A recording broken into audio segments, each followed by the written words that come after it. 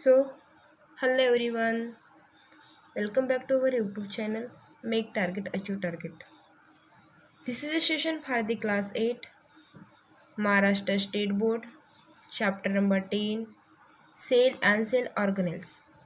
You can follow me in this Instagram ID and you can join this Telegram group for the notes.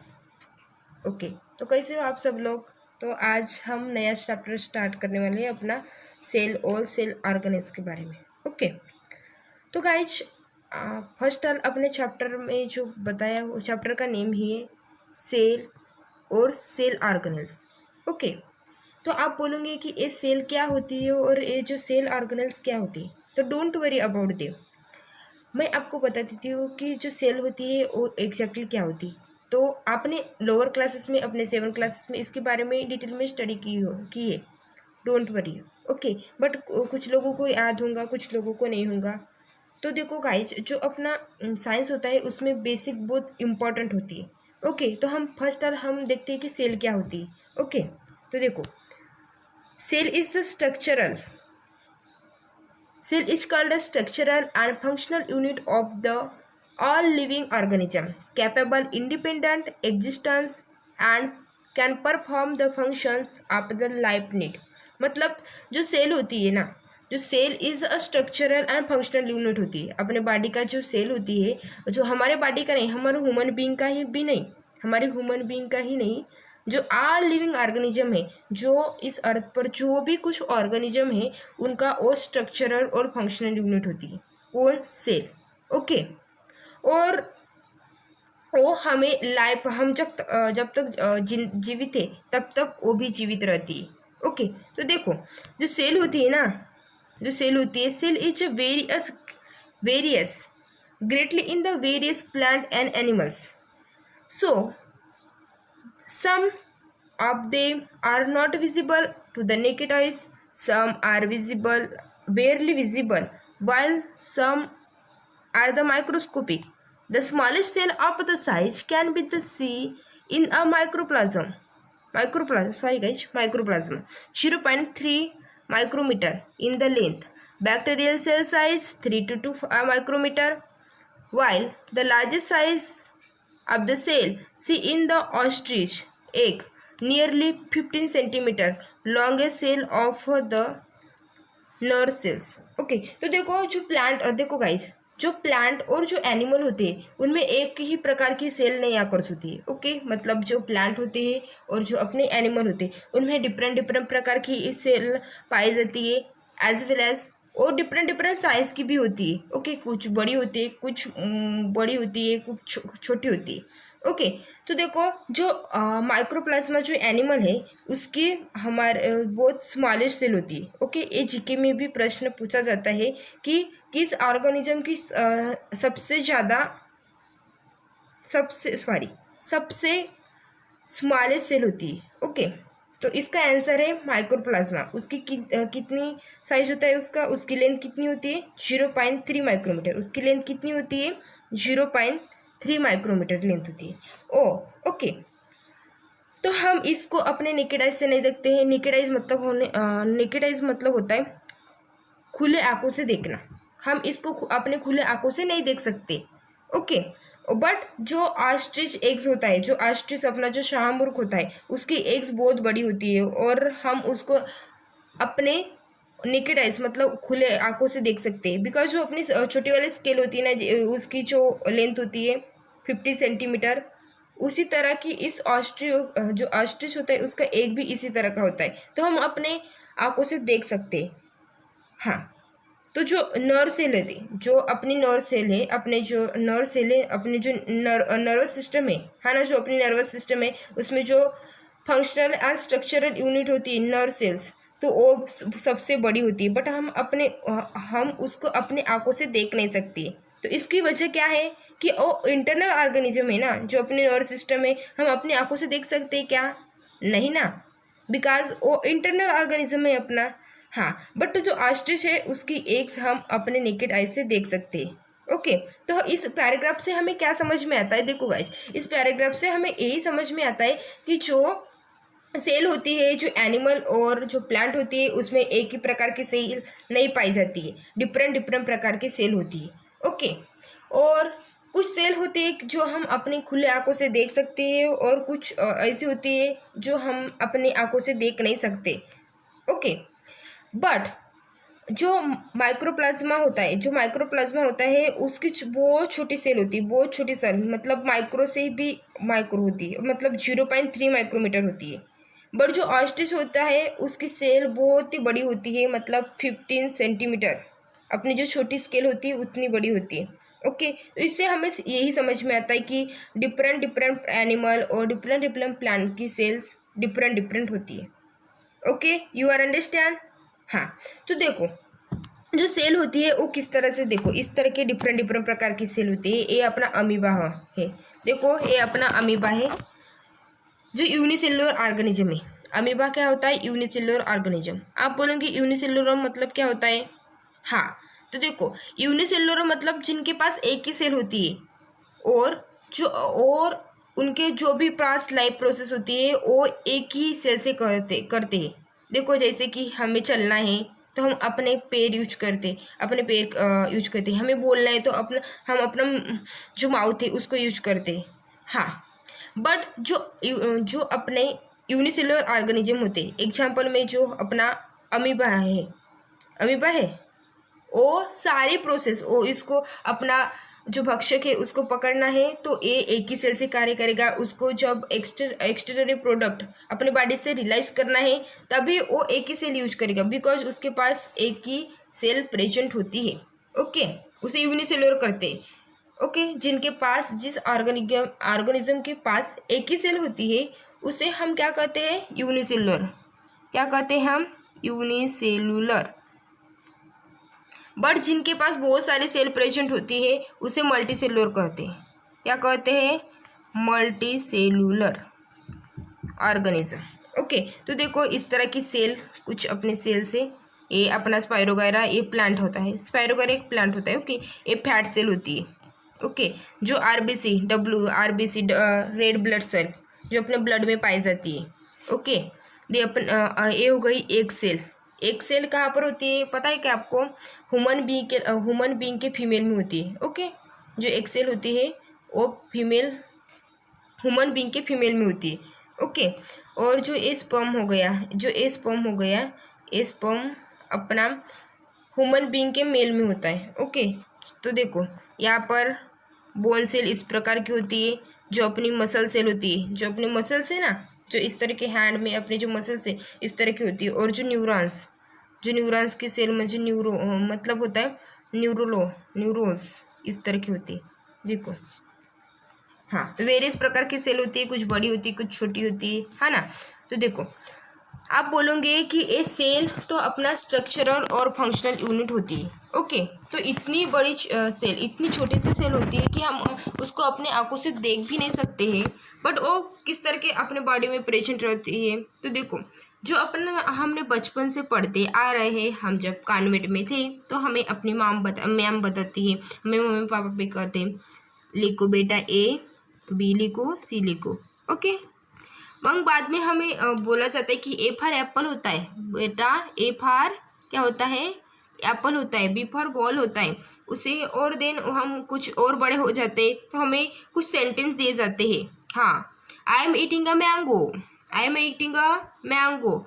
और after हम जब और भी बड़े हो जाते तब हमें कुछ पैराग्राफ रीड करने को दिया जाता है।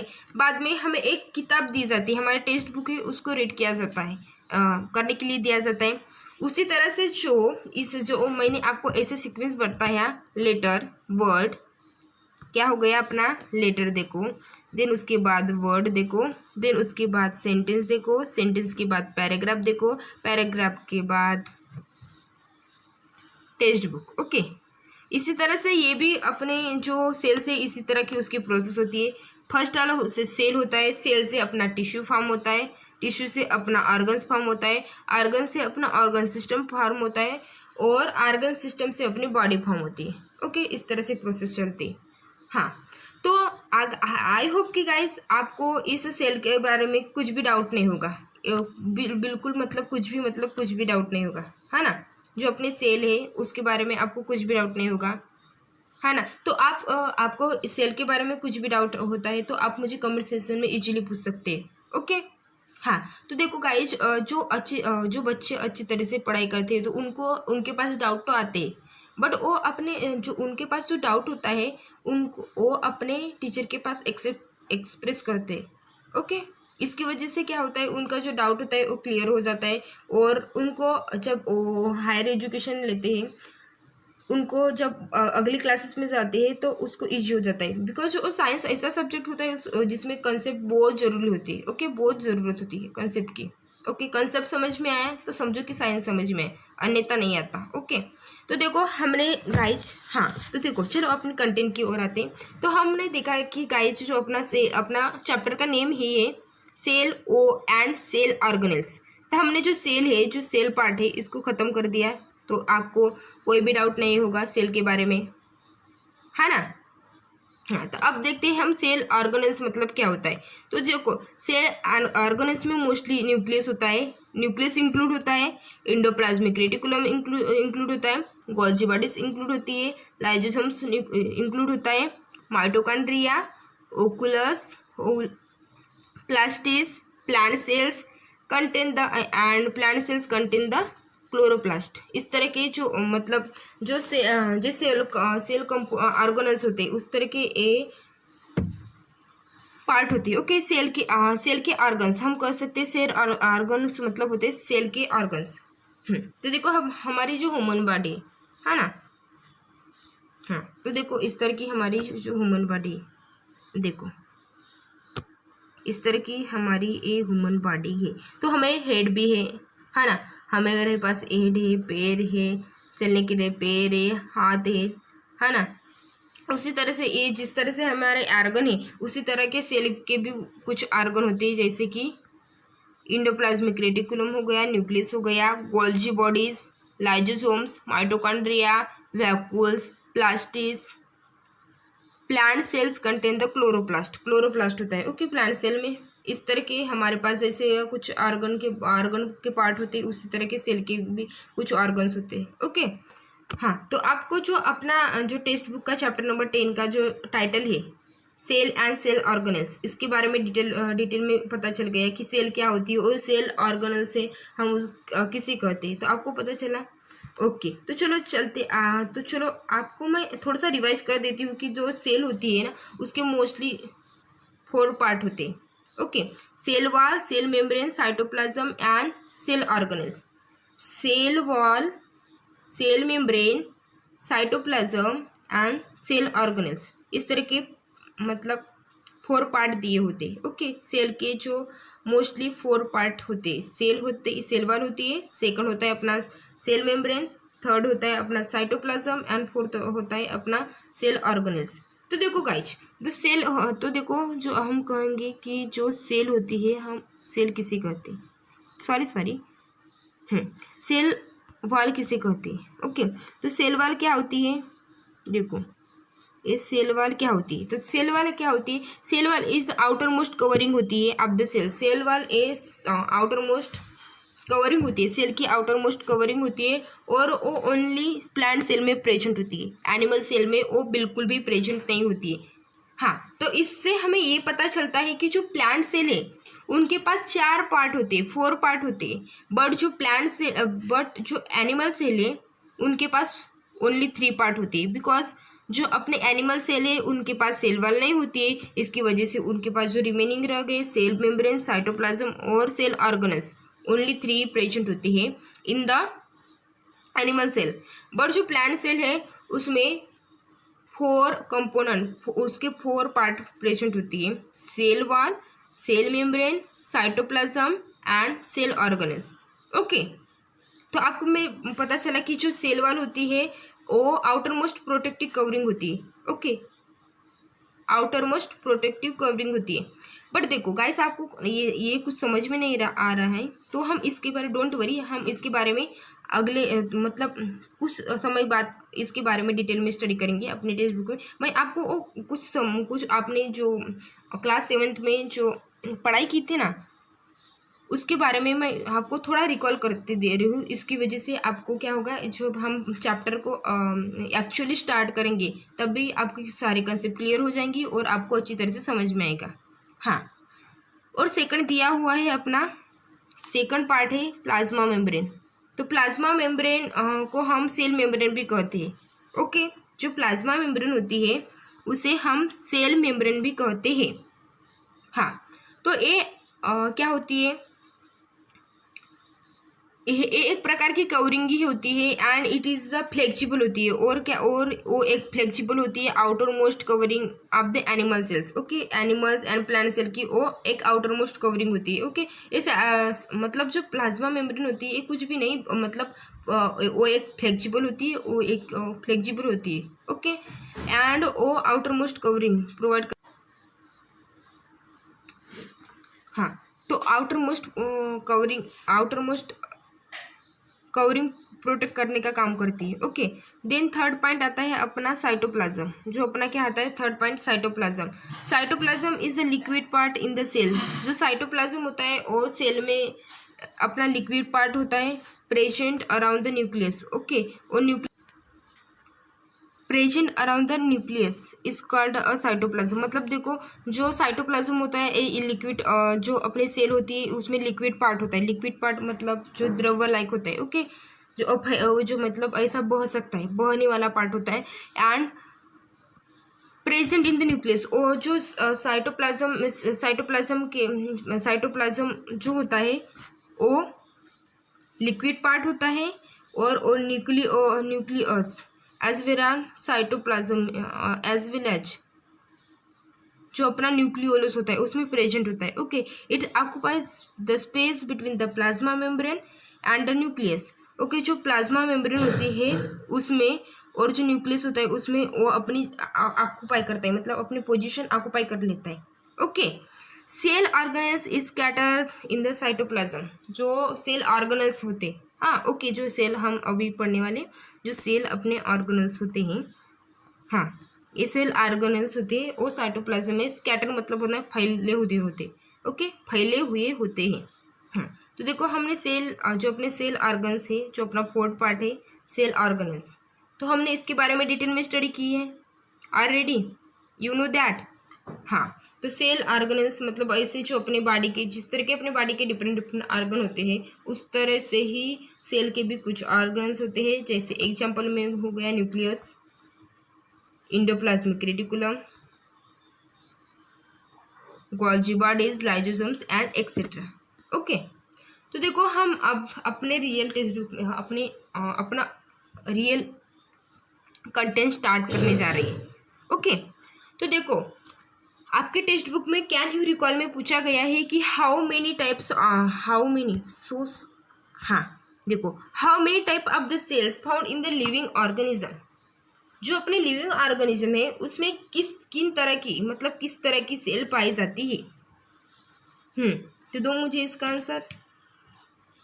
हाँ, absolutely correct, eukaryotic and prokaryotic, इस तरह के दो प्रकार की सेल अपने लिविंग ऑर्गेनिज्म में पाई जाती है ना। और सेकंड क्वेश्चन पूछा गया है कि which instrument had you use observe the cells. Okay, cell को ऑब्जर्व करने के लिए हम कौन सा इंस्ट्रूमेंट यूज करते हैं, मतलब डिवाइस, इंस्ट्रूमेंट, साहित्य हम यूज करते हैं।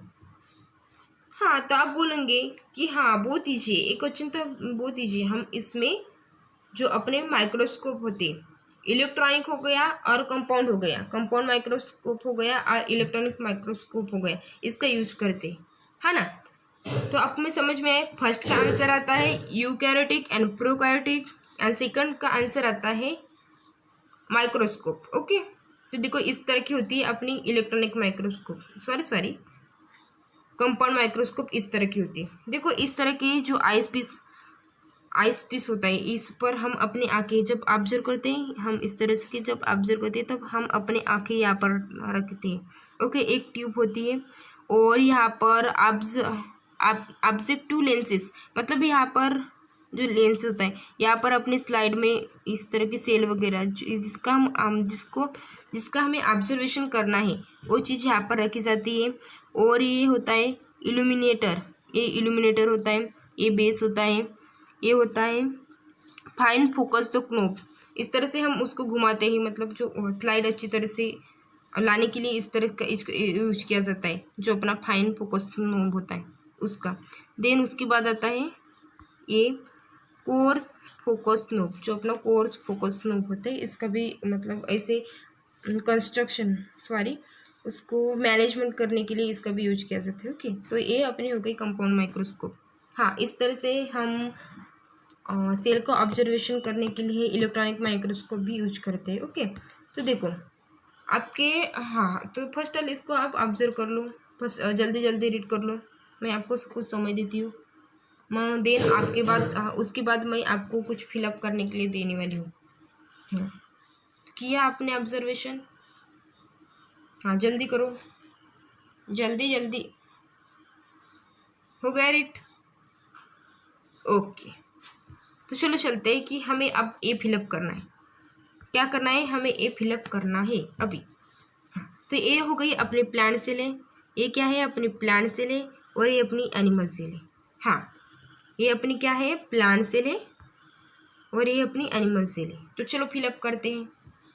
तो अपने हमने देखा ना कि कुछ समय के बाद हमने देखा कि जो कुछ फिलअप किया हुआ था, तो आई होप कि आपको अच्छी तरह से समझ में आया होगा। हाँ, तो चलो बताओ इसका नाम क्या आता है? तो चलो जल्दी जल्दी बताओ इसका नाम क्या आता है? जो अपना ए है, इसे हम क्या कहते हैं बताओ? हाँ, माइटोकॉन्ड्रिया। हम इसे क्या कहते हैं? माइटोकॉन्ड्रिया। तो चलो आप अपने बताते जाओ और अपने टेक्स्ट बुक में राइट करते जाओ। ओके, ये हो गई अपनी सेल वॉल, हम इसे क्या कहते हैं? Cell wall. ओके, हाँ, हम इसे क्या कहते हैं? Cell wall. और इसे हम क्या कहते हैं बताओ जल्दी? हाँ, एब्सोल्युटली करेक्ट, सेल मेम्ब्रेन और प्लाज्मा मेम्ब्रेन। ओके, हाँ, देन उसके बाद इसका नाम बताओ जल्दी जल्दी? Nucleolus.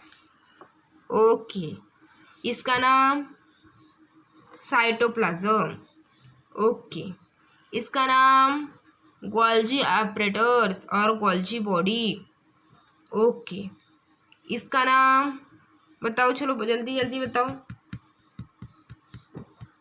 Endoplasmic reticulum.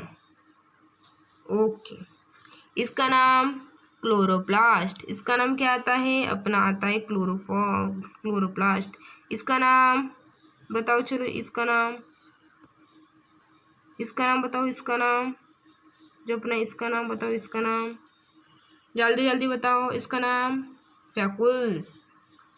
Okay, absolutely correct. हाँ, तो आप बहुत होशियार हो, आई नो दैट। हाँ, तो हमने जल्दी जल्दी फिलअप कर लिया। हम अब देखते हैं कि प्लांट सेल, एनिमल सेल के बारे में। ओके, तो हमें अब एनिमल सेल के कुछ जो कंपोनेंट दिए हुए उसको फिलअप करना है। देखो, थोड़ा फ्यू मिनट वेट करो, मैं जल्दी जल्दी एडजस्टमेंट कर दी। देखो, बताओ इसका नाम क्या है? बताओ इसका नाम क्या है? वेसिकल। हाँ, एब्सोल्युटली करेक्ट। हमारे बच्चे कितने होशियार है ना? इसका नाम क्या है बताओ? माइटोकॉन्ड्रिया। इसका नाम क्या है? माइटोकॉन्ड्रिया। ओके, इसका नाम बोलो, जल्दी जल्दी बोलो, इसका नाम क्या है? बोलो जल्दी जल्दी, इसका नाम क्या है? न्यूक्लियोलस। ओके, हाँ, इसका नाम क्या है बताओ? न्यूक्लियस। Okay, absolutely correct. ये तो अपनी क्या है बताओ? प्रोटेक्ट करने का काम करती है, प्लाज्मा मेम्ब्रेन। ओके, और इसका नाम राइबोस। ओके, हाँ, तो हमें ये जो चार्ट था फिलअप करने के लिए बहुत मज़ा आया, है ना? तो आपको समझ में आया होगा।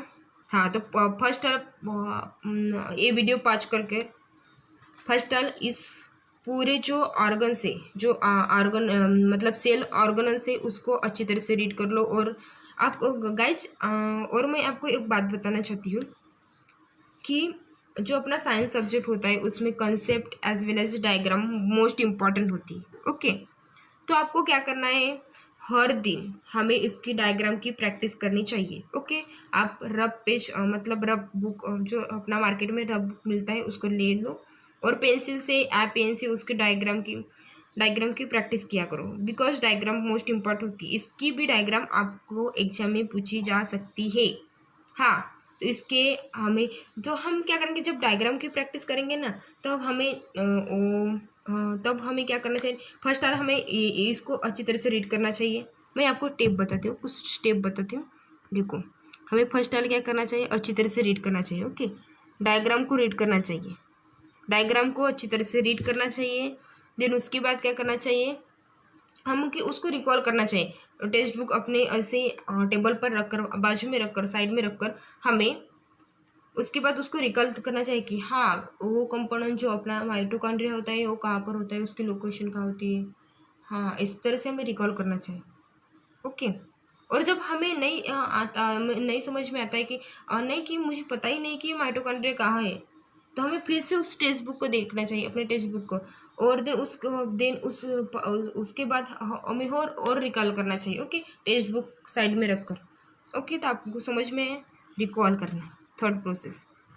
देन उसके बाद हमें उसकी प्रैक्टिस करना चाहिए, डायग्राम की हमें क्या करना चाहिए, रफ पेज लेकर प्रैक्टिस करना चाहिए। इस तरह से आप कर लोगे ना गाइस, परफेक्टली आपको जो साइंस सब्जेक्ट है जो बहुत लोगों को डिफ़िकल्ट लगता है, इसमें ऐसा मतलब आप तो माहिर बन जाओगे इस सब्जेक्ट में, तो माहिर बन जाओगे। मतलब ये सब्जेक्ट ऐसा है, समझ में आया तो इतना अच्छा है कि इतना तो बहुत अच्छा होता है ना। हम अपने बारे में बता रहे, जो बायो सब्जेक्ट होता है, तो मैंने जो जब लेक्चर स्टार्ट करने के पहले जो इंट्रोडक्शन बताया था इस टेक्स्ट बुक का, तब मैंने आपको बताया था कि फिजिक्स और जो अपनी केमिस्ट्री और बायो है, इस तरह के अपनी टेक्स्ट बुक का इस तरह के जो पार्ट होते हैं साइंस के, उसको मर्ज करके अपनी साइंस की टेक्स्ट बुक बनाई हुई है। ओके, तो जो साइंस उसमें जो बायो सब्जेक्ट होता है तो अपनी लाइफ से ही रिलेटेड होता है ना। तो अपनी लाइफ से ही रिलेटेड होता है। हम अपने सराउंडिंग में जो भी देखते हैं, अपने सराउंडिंग में हम जो भी कुछ देखते हैं उसका हम ऑब्जर्वेशन करते हैं। ओके, इस तरह का होता है। तो आप इस प्रोसेस को फॉलो करोगे ना, इस प्रोसेस को, तो आपको साइंस में माहिर बनने के लिए कोई नहीं रोक सकता। ओके, हाँ, तो चलो चलते हैं कि आपके टेक्स्ट बुक में कुछ चार्ट दिया हुआ है, कुछ इस तरह का चार्ट दिया हुआ, उसको हमें फिलअप करना है। तो देखो, component, animal cell, plant cell. Okay, first is cell membrane. Cell membrane होती है जो प्लांट सेल में भी प्रेजेंट होती है और एनिमल सेल में भी प्रेजेंट होती है। ओके, सेल वाल होती है और एनिमल में एब्सेंट होती है, एंड ये एब्सेंट का ये लिखती हूँ यहाँ पर मैं। और जो प्लांट होती है, आप भी फिलअप करो मेरे साथ, आप भी फिलअप किया करो। अपनी टेक्स्ट बुक अपने ओपन की हुई है ना। ओके, तो आपको भी मेरे साथ इस तरह से राइट करना है। ओके, जो सेल वाल होती है वो एनिमल में एब्सेंट होती है और प्लांट पे प्रेजेंट होती है। ओके, और जो लाइजोसोम्स होता है, जो अपना क्या होता है, लाइजोसोम्स होता है वो एनिमल में प्रेजेंट होता है और प्लांट्स में एब्सेंट होता है। ओके, देन उसके बाद हम देखते हैं, मुझे मार्कर चेंज किया, थोड़ा समय दे। ओके,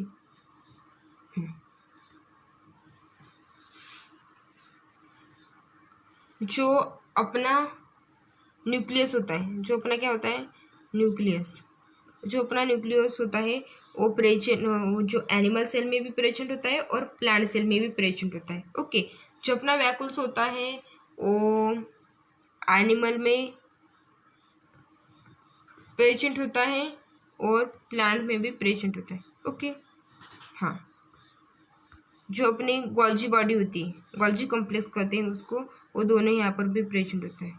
और जो अपना माइटोकॉन्ड्रिया होता है वो अपना प्लांट में और एनिमल में भी प्रेजेंट होता है। ओके, इस तरह से प्रेजेंट होती है पी। ओके, तो आपको समझ में है, हमने अपना चार्ट, जो अपना चार्ट आपको टेक्स्ट बुक में दिया था, बहुत ईजी था, है ना, बहुत ईजी था, हमने उसको फिलअप कर दिया। तो चलो चलते हैं अब अपने अगले कंटेंट की ओर। तो अपने cell component of the cell, cell के जो कंपोनेंट है, हमने जो 4 कंपोनेंट देखे थे सेल के, सेल वॉल, सेल मेम्ब्रेन और साइटोप्लाज्म एंड साइटोप्लाज्म हमने देखा था, और हमने एक पार्ट देखा था अपना, हाँ 3 कंपोनेंट थे अपने सेल के। और अपना चौथा था सेल ऑर्गेनेल्स। तो सेल ऑर्गेनेल्स एक बहुत बड़ा टॉपिक है अपने आप में, वहाँ पर बहुत सारे मतलब बहुत सारे जो अपने ऑर्गेनेल्स आते हैं। ओके, तो बहुत बड़ा पार्ट है। तो हम इस लेक्चर में, जो अपना ये लेक्चर है, इसमें हम सेल वॉल, सेल मेम्ब्रेन और उसके कुछ एक्टिविटी, एंड देन उसके बाद हम साइटोप्लाज्म को कवर करने वाले हैं। ओके, तो देखो सेल वॉल मोस्टली क्या होती है। तो मैं फर्स्ट ऑल इसको रीड करके दिखा देती हूँ आपको। ओके, तो मैं फर्स्ट ऑल इसको रीड करके दिखा देती हूँ। The cell wall it is a found, sorry, हाँ, तो सेल वॉल होती है, it is a found around the cell of the algae, fungi and plant. Animal cells lack of the cell wall. Cell wall is the elastic, strong coats around the cell membrane. It is mainly composed of the carbohydrate like cellulose and pectin. Afterwards, the polymers like ligands, subrings, cutin are added in the cell wall as per need. Function of the cell wall are to the support to the protect of the cell by the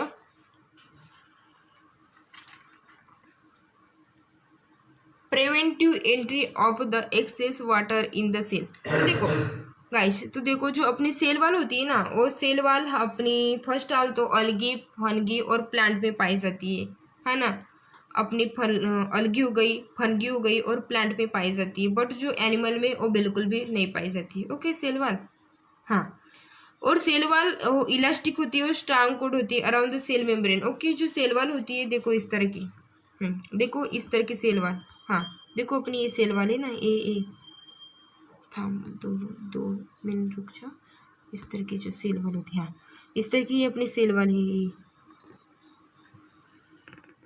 ये outer covering है ये cell wall, हाँ ये इस तरह की लिखा है। और ये जो अंदर की है ना, ये ग्रीन वाली, ये सेल मेम्ब्रेन है। ओके, देखो ये सेल वॉल है ना, ये क्या होती है, ये बहुत टर्जिड होती है और स्ट्रांग, इलास्टिक होती है और स्ट्रांग होती है।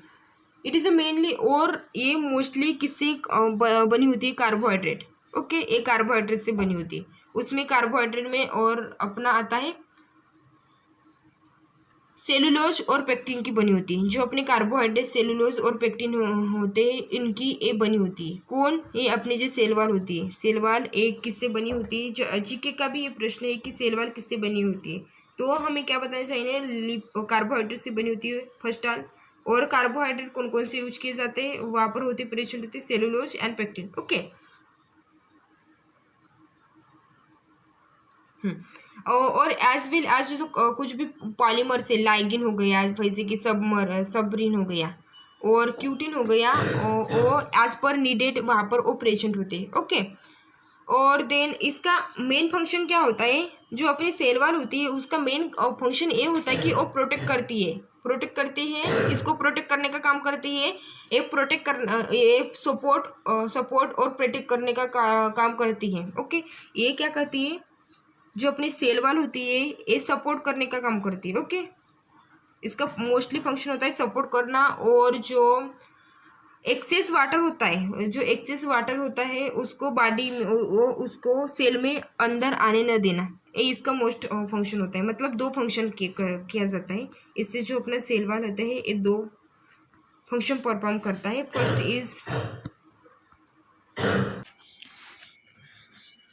हाँ तो देखो इसका फर्स्ट वर्क होता है सपोर्ट करने का काम करती है। ओके, जो सेल वॉल होती है ये सपोर्ट करने का वर्क करती है।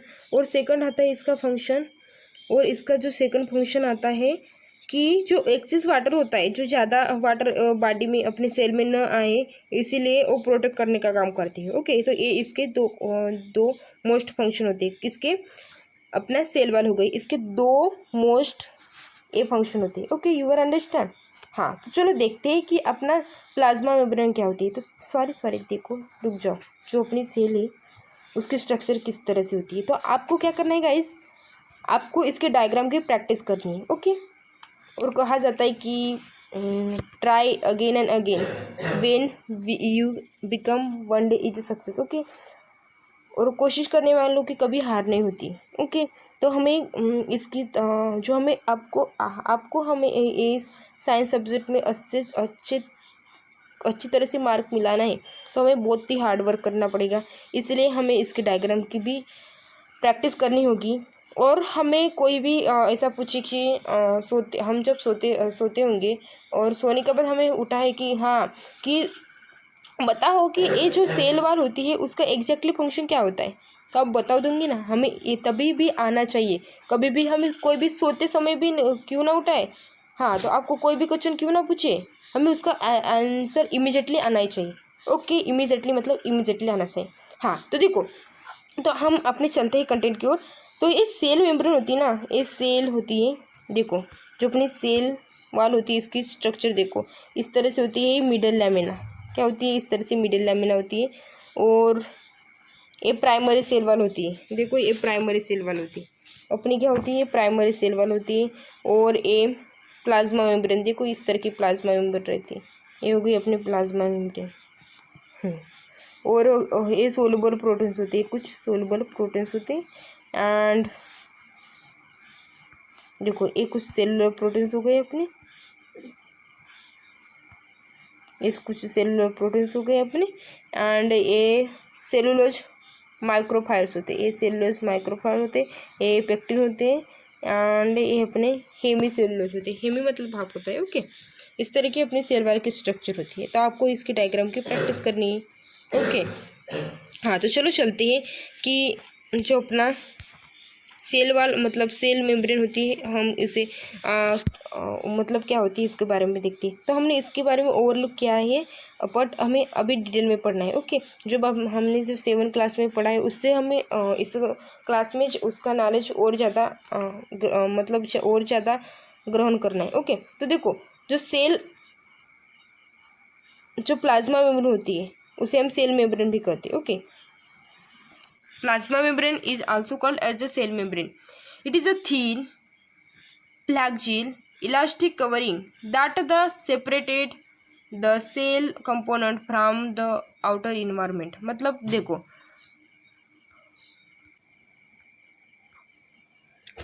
प्रोटोन मालिक्यूल्स, जो अपने प्रोटोन मालिक्यूल्स होते हैं, जो structure of the proton molecules, plasma membrane, proteins molecules are embedded in a two-layer of the phospholipid. The plasma membrane is said to be the selectively permeable membrane as it is allows some substances to enter the cell while prevent other substances. Due to this property, useful molecules of the water, salt, oxygen enter the cell and CO2 exit the cell. If any changes occurs outside the cell, the cellular environment does not change due to the plasma membrane. This condition is also called a homeostasis. तो देखो guys, मैं इसका आपको बताती हूँ कि जो cell होती है, जो प्लाज्मा मेम्ब्रेन होती है, हम उसे सेल मेम्ब्रेन भी कहते हैं। ओके, ये जो सेल मेम्ब्रेन होती है वो थीन होती है, फ्लेक्सिबल होती है। जो सेल मेम्ब्रेन होती है वो थीन होती है, फ्लेक्सिबल होती है। देखो इस तरह की, देखो ए हो गई अपने प्लांट में, देखो ए हो गई अपने एनिमल में, देखो इस तरह की ए हो गई अपने एनिमल में हो गई इस तरह की। ओके, ये जो दिख रही ना ये आउटर कवरिंग ये अपनी एनिमल में होती है। सॉरी, देखो इस तरह इस तरह की अपने एनिमल में होती है। और प्लांट में देखो ये अंदर से ये वाली होती है। ओके, प्लांट में ये वाली होती है। हाँ, तो देखो इस तरह की थीन होती है और फ्लेक्सिबल होती है। एंड वो मतलब जो सेल कंपोनेंट होते हैं उनको आउटर इन्वायरमेंट से सेपरेट करने का काम करती है। ओके, तो देखो यहाँ पर आपको बताया गया है कि जो उसमें जो सेल मेम्ब्रेन होती है उसमें प्रोटीन मॉलिक्यूल्स होते हैं। एंड उसके 2 फॉस्फोलिपिड होते हैं, 2 लेयर आपको फॉस्फोलिपिड मतलब उसके पास 2 फॉस्फोलिपिड के लेयर होती है। एंड उसमें प्रोटीन मॉलिक्यूल होती है। तो देखो इस तरह की उसकी स्ट्रक्चर होती है। हाँ, इस तरह की कुछ उसकी स्ट्रक्चर है। देखो यहाँ पर ये प्रोटीन है तो उसके पास प्रोटीन मॉलिक्यूल होता है। किसके पास, अपने जो सेल मेम्ब्रेन है उसके पास प्रोटीन मॉलिक्यूल होता है, एंड उसके पास 2 लेयर ऑफ फास्फोलिपिड है ना, उसके पास 2 लेयर होती है। देखो ये ऊपर की हो गई और ये नीचे की हो गई, और ये अपना हो गया प्रोटीन मॉलिक्यूल। इस तरह की उसकी लेयर होती है। हाँ, तो समझ में आया। हाँ, तो प्लाज्मा, तो देखो हम अगले कंटेंट की ओर चलते हैं कि जो प्लाज्मा मेम्ब्रेन है, ओके, उसे हम सिलेक्टिवली परमेबल मेम्ब्रेन कहते हैं। ओके, तो हम इसे ऐसा क्यों कहते हैं, जो प्लाज्मा मेम्ब्रेन होती है उसे हम सिलेक्टिवली परमेबल मेम्ब्रेन ऐसा क्यों कहते हैं। तो देखो जो प्लाज्मा मेम्ब्रेन होती है ना, वो जो अपने सेल को आवश्यक होते हैं, जो नेसेसरी प्रोडक्ट होते हैं, सब्सटेंस होते हैं, पदार्थ होते हैं, उनको अपने बॉडी में एंटर करने अलो कर देती है, मतलब मान्यता देती है, तुम आओ, तुम अच्छे हो, तुम आओ, मेरे अंदर आओ, ऐसे कहती है।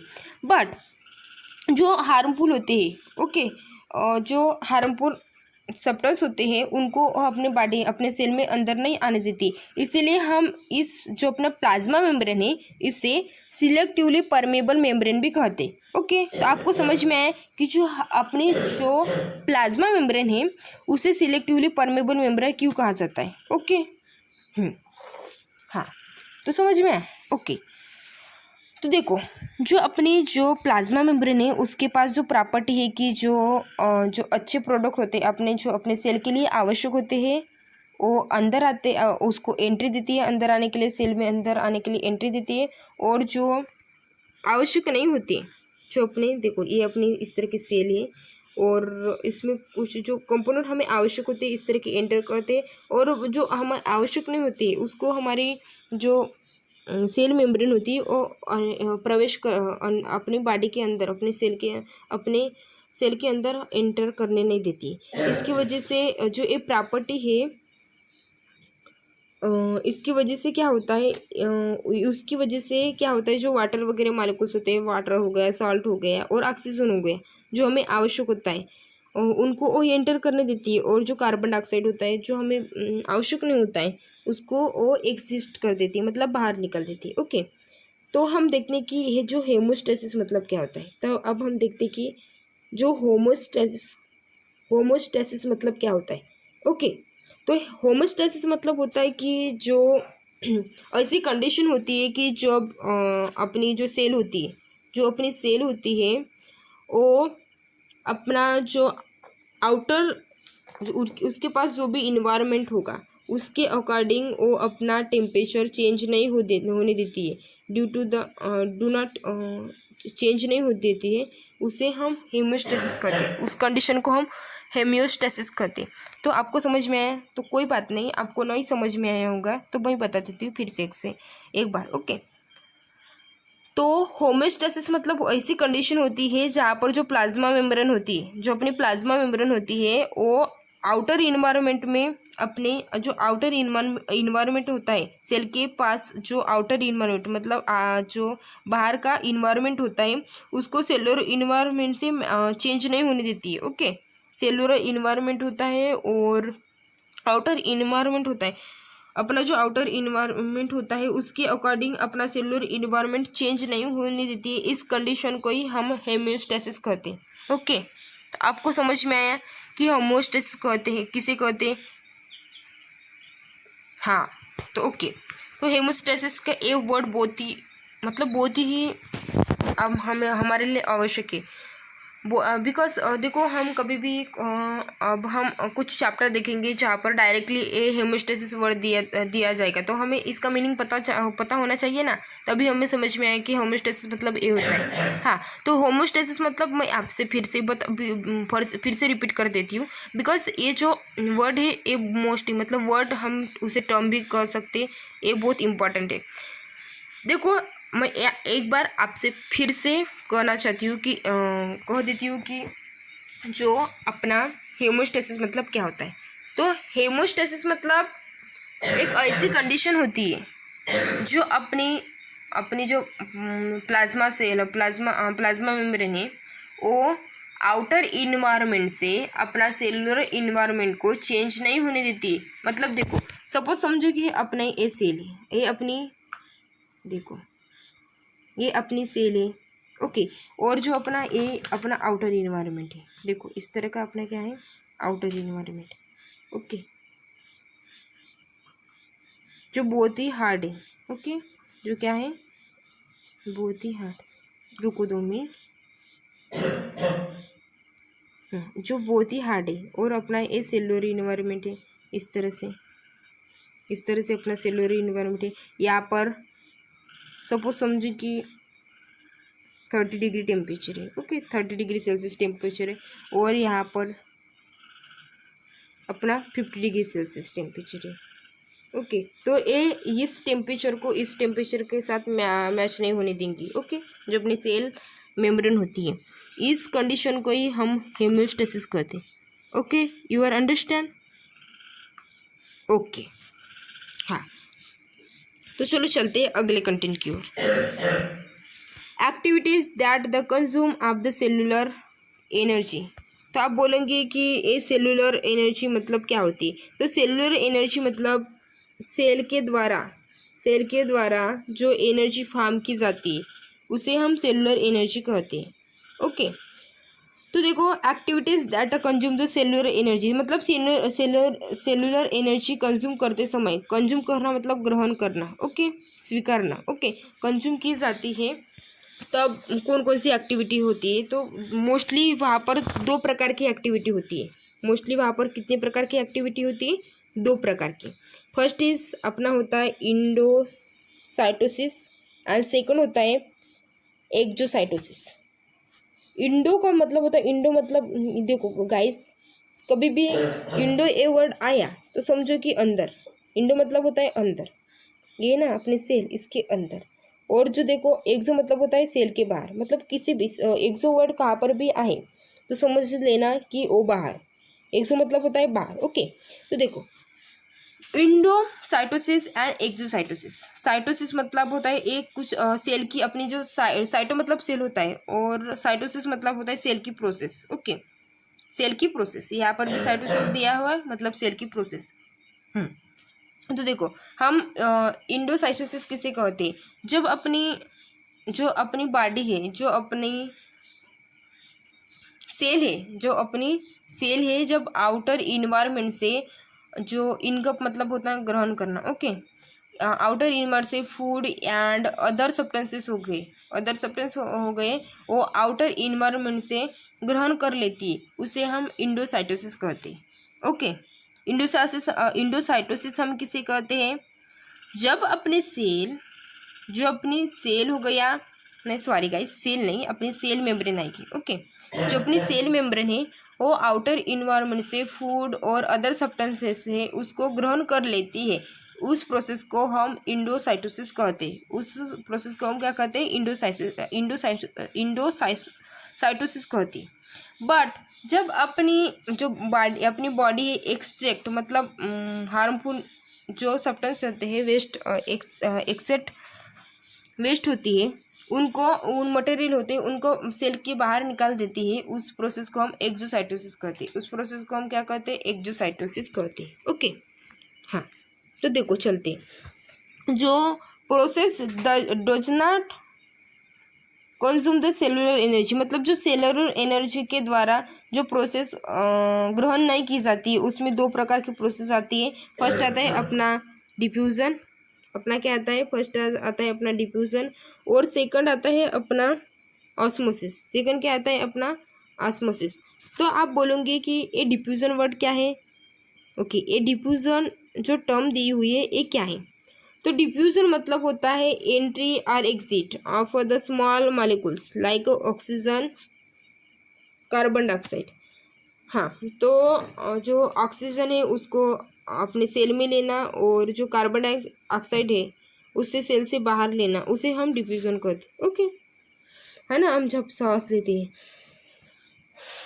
इस तरह की हम सांस लेते हैं ना, जब हम रेस्पिरेशन कर रहे होते उस तरह के, उसे हम डिफ्यूजन करते हैं। ओके, तो देखो ऑस्मोसिस क्या होती है? तो ऑस्मोसिस मतलब देखो ये मोस्ट इम्पॉर्टेंट मतलब मोस्ट इम्पॉर्टेंट है, ये टर्म मोस्ट इम्पॉर्टेंट है। ये आपका 12 तक अपना तुम्हारा साथ नहीं छोड़ने वाली। ओके, तो ऑस्मोसिस को इस अपना जो ब्रेन है ना, उसमें जो नसें होती है, जो नर्व्स होती है, उसमें अच्छी तरह से फिट कर लो जो ऑस्मोसिस मतलब क्या होती है। तो देखो मैं आपको अच्छी तरह से बता देती हूँ कि ऑस्मोसिस मतलब क्या होती है। The travelling of the water from part with the more water to the part with the less water through the selectively permeable membrane is the osmosis। हाँ, तो देखो ऑस्मोसिस मतलब क्या होता है। तो ऑस्मोसिस मतलब एक ऐसी प्रोसेस होती है जहाँ पर जो अपना वाटर होता है, जो वाटर होता है ना अपना, वो high level to low level पर ट्रैवल करता है। High level to low level पर ट्रैवल करता है किसके द्वारा? Selectively permeable membrane. हमने तो बोलो कि हमने सिलेक्टिवली परमेबल मेम्ब्रेन किसे कहा है? तो सिलेक्टिवली परमेबल मेम्ब्रेन हमें सेल मेम्ब्रेन को कहा है। हाँ, तो देखो इसका मीनिंग होता है कि इसका मीनिंग ऐसा होता है कि हम इस चैप्टर में देखने वाले ऐसा इसका मीनिंग होने वाला है कि जब अपना जो वाटर है, देखो मैं इसके आपको क्लियर करके बता देती हूँ। हाँ, तो देखो ये अपनी सेल है। सपोज समझो कि अपनी सेल है। हाँ, जो अपनी सेल है, रुको मैं इस डायग्राम से द्वारा कहाँ पर, यहाँ पर है देखो। सपोज समझो कि अपनी सेल है, ये समझो कि सेल है। ओके, और इसके द्वारा और ये अपनी सेल है, उसमें सेल में इस तरह की अपनी ये सेल मेम्ब्रेन है। ओके, जब ये वाटर इस देखो यहाँ पर अपना जो वाटर है ज़्यादा है, जो अपना आउटर इन्वायरमेंट है ना उसमें ज़्यादा है और अपने सेल में वाटर कम है, तब ये इस तरह से वाटर फ्लो होता है, इस तरह से ट्रांसफ़र होता है ना, हायर टू लोअर की ओर ट्रांसफ़र होता है। किसके द्वार पर? तो इस तरह के जो अपने सेल मेम्ब्रेन उसकी हेल्प से वो इस तरह से पास होता है, उसी को हम ऑस्मोसिस कहते हैं। तो ऑस्मोसिस के उसके फिजिकल प्रोसेस के बेसिस पर उसकी 3 पॉसिबिलिटी होती है। ओके, तो कौन कौन सी 3 पॉसिबिलिटी होती है? तो देखो आइसोटोनिक सॉल्यूशन मतलब आइसो मतलब होता है सेम। आइसो मतलब जहाँ पर भी आए तो आइसो मतलब सेम होता है। जब अपना वाटर जो अपनी सेल मेम्ब्रेन होती है, जब medium outside and inside the cell has the same proportional of the water does not go in or out, इस प्रोसेस को हम कहते हैं आइसोटोनिक सॉल्यूशन। मतलब देखो आइसोटोनिक मतलब होता है कि हाँ, सपोज समझो कि अपनी सेल है। हाँ, अपनी सेल है, ये यहाँ पर भी सपोज समझे कि यहाँ पर भी 50 लीटर वाटर है और यहाँ पर भी 50 लीटर वाटर है। तो ये दोनों को भी लेवल सेम हो जाएगा। अपने सेल में जो वाटर है और सेल के बाहर जो वाटर है, उनके पास दोनों के पास सेम अमाउंट में वाटर प्रेजेंट रहेगा। तो वो क्या एक दूसरे के देंगे? क्या नहीं ना, हाई टू लेवल ऐसा नहीं ट्रांसफर होगा ना। देखो सपोज समझे कि आपके पास सपोज समझो कि आप एक स्टूडेंट हो और ये आपका फ्रेंड है, ये आपका क्या है? फ्रेंड है। ओके, आपके दोनों को पास अच्छा नॉलेज है, अच्छा नॉलेज है। आपके पास भी आपने अच्छी तरह से अपनी मैथ की, अपनी क्लास 8 की जो मैथ की टेक्स्ट बुक है, मैथ की, साइंस की हो गई, जोग्राफी ऑल सब्जेक्ट आपने दोनों में भी अच्छी तरह से उसका नॉलेज अच्छी तरह से अचीव किया। ओके, तो आप दोनों भी एक दूसरे के कंपटीशन में आओगे, है ना। तो आपको पता चलेगा कि हाँ मेरा एक कॉम्पिटिटिव है। तो आप क्या इसको नॉलेज देने की कोशिश करोगे? क्या नहीं ना। आपको ऐसा लगता है कि तो आप तो बहुत सेल्फिश हो कि मैं अपनी क्लास में फर्स्ट आऊँ, है ना। इस तरह की चलता है। तो इसी तरह से यहाँ पर भी इस तरह की प्रोसेस चलती है। देखो यहाँ पर भी इस तरह की प्रोसेस, सॉरी गाइज, तो इस तरह से यहाँ पर भी इस तरह की प्रोसेस चलती रहती है। ओके, तो यहाँ पर कुछ भी लेन देन नहीं रहता है। ओके, मतलब वो जो अपनी जो सेल मेम्ब्रेन होती है, मतलब हम उसे plasma membrane, selectively permeable membrane होती है, वहाँ से कुछ भी वाटर का फ्लो नहीं होता है। इस कंडीशन को हम क्या कहते हैं, आइसोटोनिक सॉल्यूशन। ओके, तो सेकंड देखते हैं अपना हाइपोटोनिक बिलो। हाइपो का मीनिंग ही क्या होता है, बिलो। हाइपो का मीनिंग ही क्या होता है, बिलो। हाइपो का मीनिंग ही क्या होता है, जो अपना हाइपो है, बिलो। ओके, और जो हाइपर होता है वो अबो, मतलब ज़्यादा। मतलब देखो जब सेल में, देखो ये अपनी इस तरह की सेल है, देखो ये इस तरह की अपनी सेल है, उसके पास 30 लीटर वाटर है और इसके पास 50 लीटर वाटर है। तो इसके पास जब ज़्यादा होगा तो इस परमेबल मेम्ब्रेन से यहाँ पर एंटर करेगा, तो इसको ही हम हाइपोटोनिक सॉल्यूशन और इंडोमोसिस कहते हैं। ओके, तो आपको समझ में है। हाँ, तो हम देखते हैं तीसरा कि जो हम तीसरा देखते हैं कि हाइपोटोनिक सॉल्यूशन। हाइपोटोनिक सॉल्यूशन मतलब होता है कि इस तरह की अपनी जो सेल दी होती है, हाँ, जो अपनी ये सेल हो गई। ओके, इसका सॉल्यूशन, इसमें जो वाटर होता है उसका उसकी क्वांटिटी ज़्यादा होती है। सपोज समझो कि यहाँ पर 50 लीटर है और जो आउटर है, आउटर सरफेस, आउटर मतलब साइटोप्लाज्म है, वहाँ पर 30 लीटर वाटर है। तो ये वाटर इस तरह से मतलब जो अपनी सिलेक्टिवली परमेबल मेम्ब्रेन है उससे वहाँ पर पास होता है। इसी को हम हाइपोटोनिक सॉल्यूशन कहते हैं। ओके, हाँ, तो गाइज आई होप कि आपको ये लेक्चर अच्छी तरह से, मतलब अच्छी तरह से समझ में आया होगा। हाँ, तो आपको इस लेक्चर से रिलेटेड कोई भी डाउट होगा तो you can ask me in the comment session. And thank you so much for watching this video. मिलते हैं अगले लेक्चर में। एंड एनी मतलब, हाँ, and thanks for watching this video. मिलते हैं अगले लेक्चर में, तब तक के लिए bye bye. Okay, see you again.